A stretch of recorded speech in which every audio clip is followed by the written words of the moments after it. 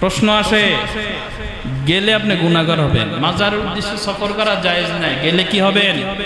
গুনাহগার হবেন।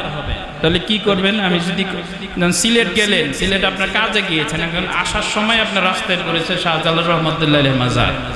উনি আমাদের জন্য এত কষ্ট করেছেন, আমাদের দিন পৌঁছানোর ক্ষেত্রে এত মেহনত মুজাহাদা করেছেন, উনি আমাদের থেকে কিছু পাওনা আছে না? পাওনা কি? আমরা ওখানে যে ওনাকে কিছু দিয়ে আসবো। কি দিব? কিছু মোমবাতি, আগরবাতি, ওনার কবরের উপর একটা মশারিটা নিয়ে দিব। কি কর? এটা পাওনা নাকি দোয়া? দোয়া করতে হবে। কিছু দিবেন মানে এখানে এমপি মন্ত্রী যারা আছে ওরা খাচ্ছে। মাজার ভাঙাটা এত আসান জিনিস এত কঠিন হয় কেন? মাজার ভাঙাটা এত সহজ জিনিস। ইসলাম বিরুদ্ধাচরণ, আল্লাহর সাথে শিরিক মাজার ছাড়া কেউ করে না। মাজারের মতো এত শিরিকের আড্ডা কোথাও নাই। সেগুলো ভাঙার ক্ষেত্রে এত বাধা বিপত্তি আসে কেন? বোঝা গেল ডাল মে কুচ কালা।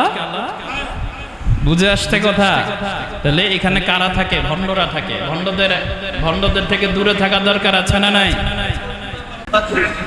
দো দিল বান্দা কালমা চোর, না পাই শ্মশান না পাই ঘোর, দিন থাকিতে আইরে পথে ছাইরা দে ভণ্ডামি ভণ্ডামি ভণ্ডামি ভণ্ডামি, ছাইরা দে ভণ্ডামি। দো দিল বান্দা কালমা চোর, না পাই শ্মশান না পাই ঘোর, দিন থাকিতে আইরে পথে ছাইরা দে ভণ্ডামি ভণ্ডামি ভণ্ডামি ভণ্ডামি। নামাজ কালাম পড়ে না, ইবলিস শয়তানের নানা। আছে না নাই?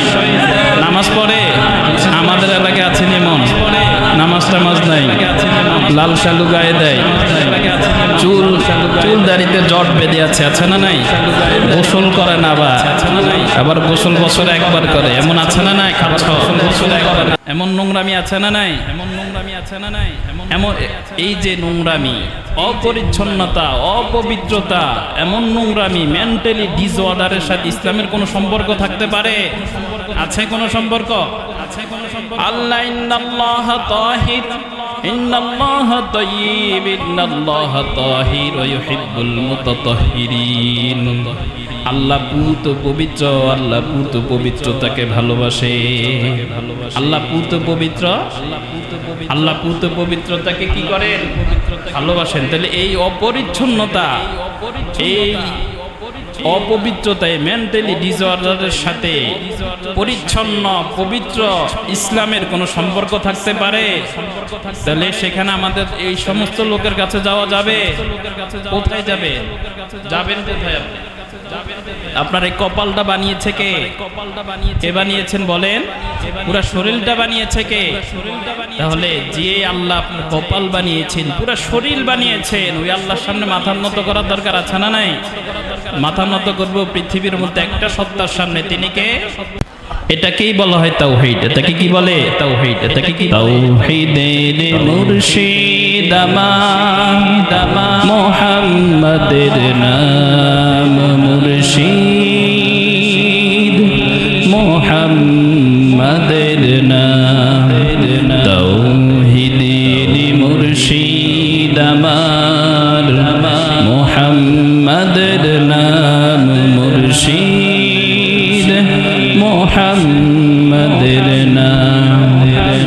ওই নাম জপলে বুঝতে পারি খোদারি কালাম, মুর্শিদ খোদারি কালাম।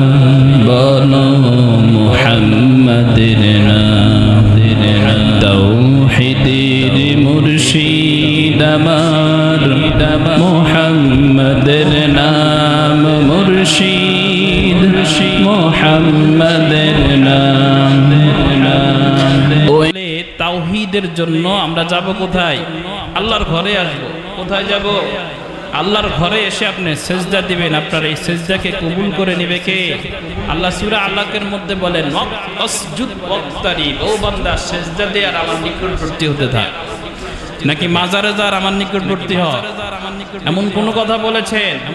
আল্লাহ কোরআনে বলছেন কি ওয়াসজুদ ওয়াক্তারিব, সিজদা দিতে থাক আর আমার নিকটবর্তী হতে থাক।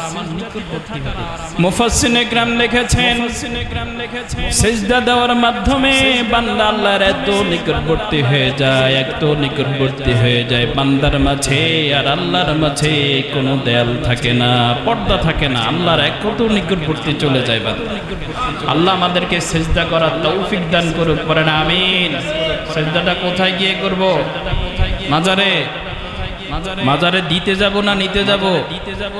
দিতে যাব। কি দিব? আগরবাতি। শুধু দোয়া দিব। আগরবাতি মোমবাতি কিছুই দিব, শুধু কি দিব? দোয়া দিব। আল্লাহ আমাদেরকে বুঝার আমল করার তৌফিক দান করুক, পড়েন আমিন।